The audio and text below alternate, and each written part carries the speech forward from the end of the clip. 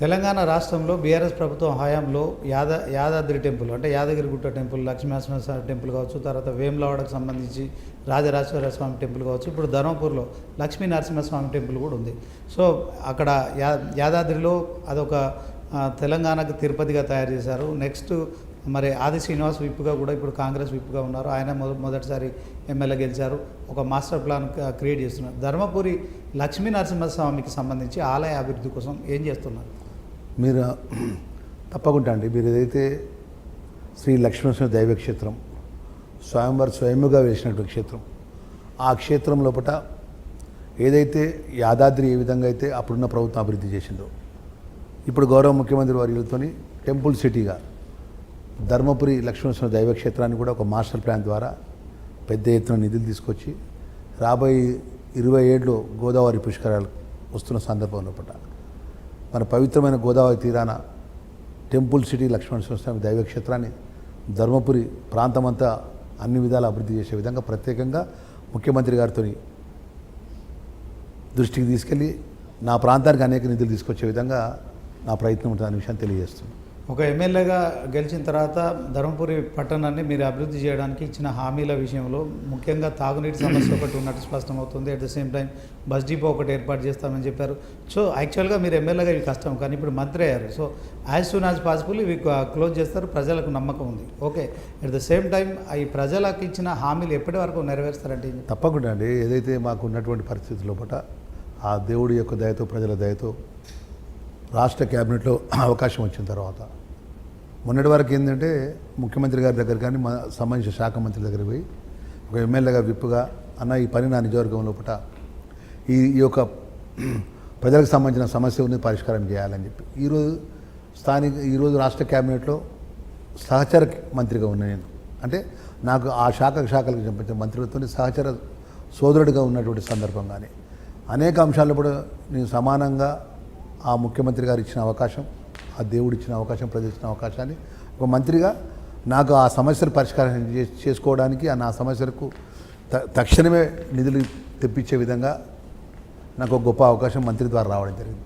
అందుకే నేను ప్రజలకు ఇచ్చిన మాట 100% రేపు రాబోయే రోజుల్లో పూర్తి చేస్తానన్న నమ్మకం నాకున్నది. అన్న మంత్రి అయితే నేను ఇప్పుడు అని అనుకున్నారా అన్న? తర్వాత మీరు ఏదైతే మరి ఎస్సీ వర్గానికి సంబంధించి ఎమ్మెల్యే దాంట్లో అదే శాఖలు మీకు ఎస్సీ ఎస్టీ మైనారిటీ సంక్షేమ శాఖలు కేటాయించడం పట్ల మీరు ఎట్లా ఫీల్ అవుతున్నారు? దీనికి సంబంధించి ఇప్పుడు ఒక సామాజికంగా దళిత వర్గం నుంచి మాదిగ కుల బాంధవుడు ఆ వర్గానికి వెళ్ళి వచ్చిన వాడిగా సుమారు ఈ తెలంగాణ రాష్ట్రంలో 52 లక్షల మంది మా మాదిగ కుల బాంధవులు ఉన్నారు. ఏదైతే 30 సంవత్సరాలకి వెళ్ళి మా వర్గీకరణ షెడ్యూల్ క్యాస్ట్లో ఉన్నటువంటి అన్నదమ్ములాగా మా యొక్క హక్కులను పంచుకునే విధంగా ఆ 30 సంవత్సరాల వర్గీకరణ అంశాన్ని గౌరవ సుప్రీంకోర్టు ఆగస్టు 1వ తారీఖు జడ్జిమెంట్ వచ్చిన తర్వాత ఏదైతే ఆ రాష్ట్రాలకు ఆ ప్రభుత్వాలకు మీరు మీ యొక్క చట్టసభల ద్వారా వర్గీకరణ చేసుకోమని జడ్జిమెంట్ ఇచ్చినటువంటి సందర్భంలో పట్ల గౌరవ ముఖ్యమంత్రి వర్యులు, గౌరవ ఉప ముఖ్యమంత్రి వర్యులు, గౌరవ మంత్రివర్గం అంతా చట్టం అమలు చేసినటువంటి సందర్భంలో మరి ఆ వర్గాన్ని చెందిన వాడిగా నాకు మంత్రి పదవి వస్తుందని ఎన్నడూ ఊహించలే. నా మంత్రి పదవి రావడానికి బలమైన కారణం మా 5 ఎమ్మెల్యేల ఐక్యత.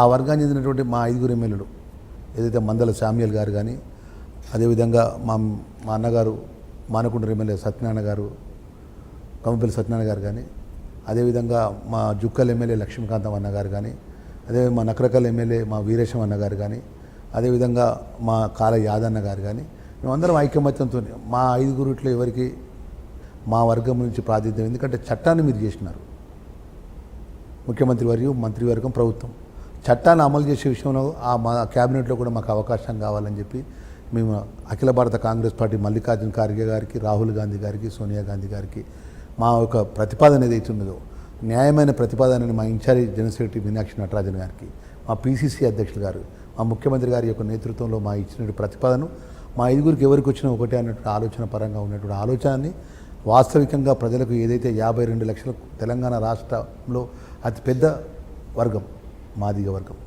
ఆ కులానికి సంబంధించిన లక్ష్మణ్ కుమార్ కానీ ఈ 5 ఎవరికి వచ్చినా ఒకటే అన్నటువంటి ఆలోచన పరంగా ఉన్న సందర్భంలో 100% ఆ అవకాశాన్ని రావడానికి మా ఐదుగురు ఐక్యత అన్న విషయాన్ని మరొకసారి మనస్ఫూర్తిగా మా మాదిగ కుల బాంధవుల యొక్క విజయం ఇది.